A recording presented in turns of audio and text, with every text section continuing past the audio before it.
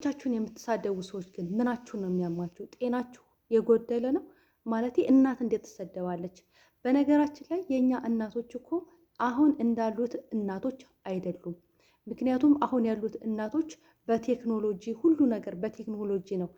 የእኛ እናቶች ግን እኛን የወለዱ እኛን ያሳደጉ እናቶች ግን በጭስ በኩበት በስንት ነገር ተጨናብሰው ነው እኛን እዚህ ያደረሱን።